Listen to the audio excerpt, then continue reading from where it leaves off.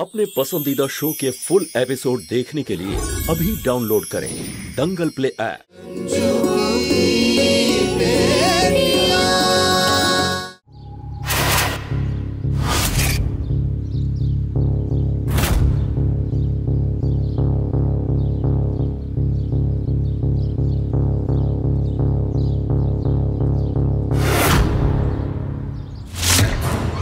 খুশি হয়েছো তো?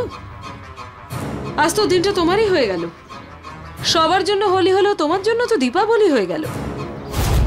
এটাই তো চাইতে তুমি। ইনফ্যাক্ট এই জন্যই তো তুমি এ বাড়িতে এসেছো, তাই না?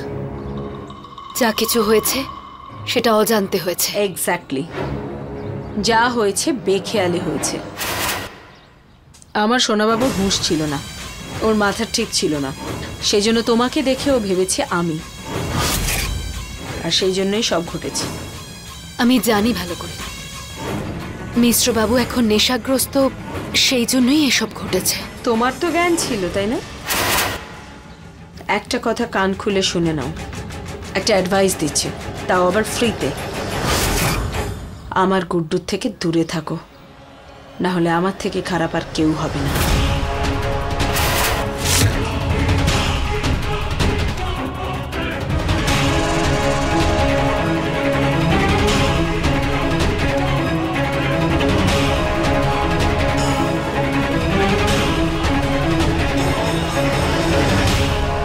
কি গো, এত ভয় পেয়ে গেছো কেন? তোমার হাত অন্য কেউ ধরেনি, তোমার স্বামী ধরেছে। অনেক বছর পরে কিছু তো ঠিক করলো। মা, কেন কেন করছেন আপনি এসব? আপনি যেমনটা ভাবছেন সেসব কিচ্ছু হবে না। কেন শুধু শুধু নিজেকে সান্ত্বনা দিচ্ছেন আপনি? এসব কিছু হয়েছে কারণ ও নেশা করে আছে, আর ও তো আমাকে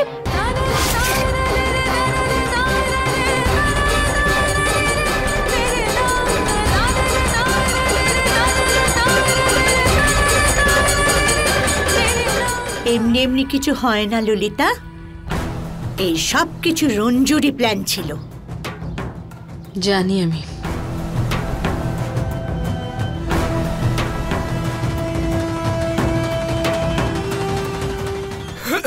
আরে মা, মা তুমি চলে এসেছো, আমার মা। আরে তোমার এই বাড়িতে পা রাখার পর থেকে মনে হচ্ছে যেন আমার শৈশব ফিরে এসেছে মা।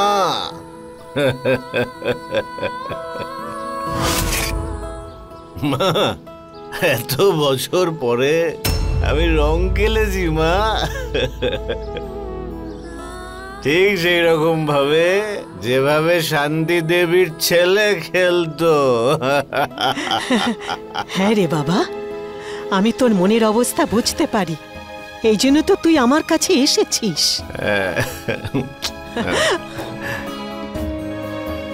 আজ দোলের দিনে ভাঙ তোর ভেতরে গিয়ে আমার পুরনো গুড্ডুকে খুঁজে পেয়েছি। এইটা দেখে তো আমার মনটা শান্ত হয়ে গেছে গুড্ডু।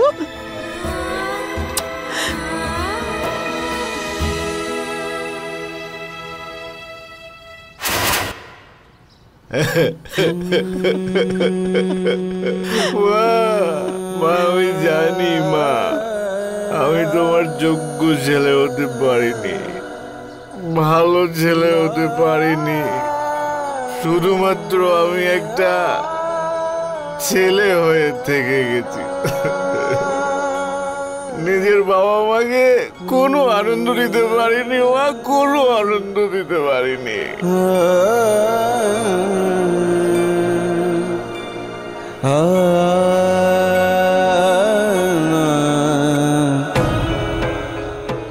আমার সোনা বাবা।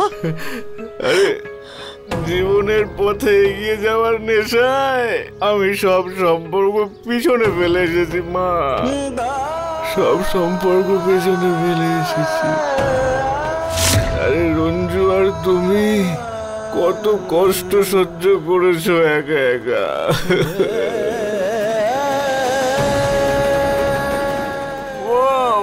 আমি কি করে ফেললাম মা, কি করে ফেললাম? আরে ওই রঞ্জু ওই রঞ্জু তো তিল তিল করে সংসারটা গড়েছিল মা।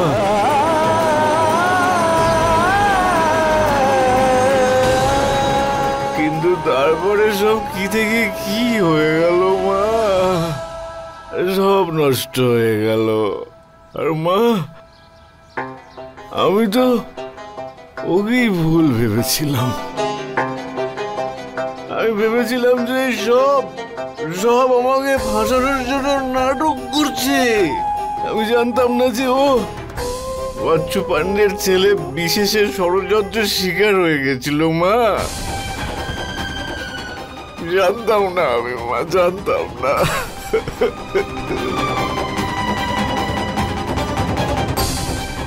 ও মা, তোমাকে জানানোর জন্য অনেক কথা বুকে জমে আছে আমার, কিন্তু আমি কোনোদিন নিজের পরিবারকে কিচ্ছু দিইনি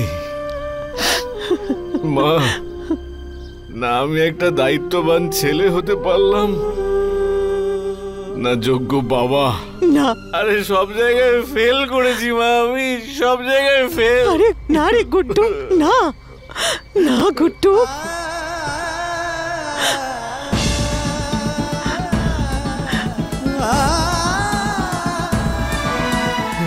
আচ্ছা মা, তুমি বলো, তুমি বলো, তুমি কোনোদিন আমায় ক্ষমা করতে পারবে কি? আরে তোকে ক্ষমা করব না তো আমি কাকে ক্ষমা করব? হ্যাঁ,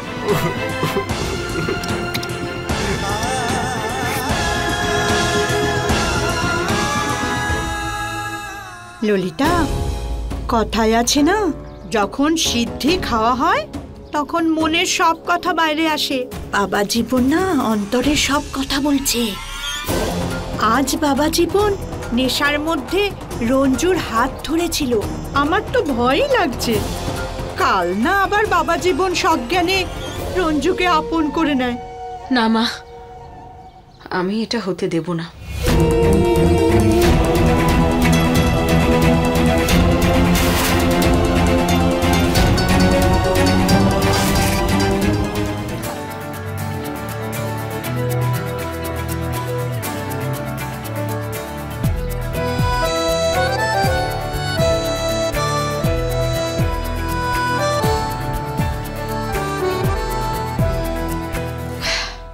মা ফোনটা দাও তো।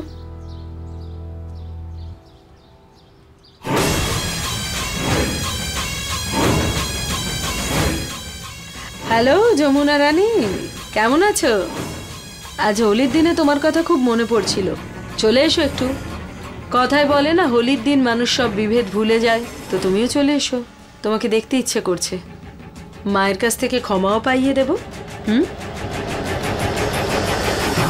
আরে তুই ননদকে কেন ডাকছিস? আরো কি করে বা বাবা জীবন আর রঞ্জুর মধ্যে দূরত্ব বাড়াবে? মা, আজ তো রঞ্জুর জীবন সফল হয়ে গেল। গত 14 বছর ধরেও এই দিনটার জন্যই অপেক্ষা করেছি। সেই উদ্দেশ্যেই তো আমাদের বাড়িতে এসেছে। দেখছো না, গুড্ডু ওর মেয়েদের কত প্রশংসা করছিল। আর গুড্ডুর সামনে আমাকে সমস্ত ইমোশনসকে রিভার্স গেম বানাতে হবে। আমি গুড্ডুর সামনে ওদের এত ছোট করে দেব যে গুড্ডুর মনে এদের সবার জন্য শুধু ঘেন্না ছাড়া আর কিছুই থাকবে না।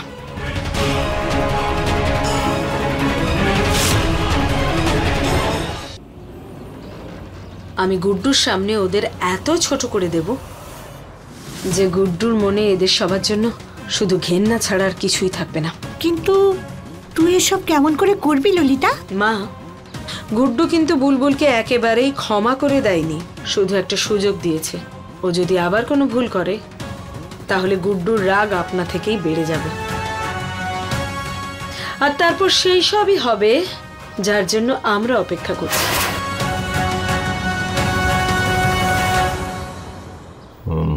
গুড্ডু দাদা, আচ্ছা এবার উঠুন। আরে আমি ঠিক আছি। ঠিক আছেন? আরে উঠতে পারবো রে বাবা। আরে আমি ঠিক আছি, ঠিক আছি বাবা। আমি আসছি। হ্যাঁ, আরে ভুবন, আমার একটা কথা শোন।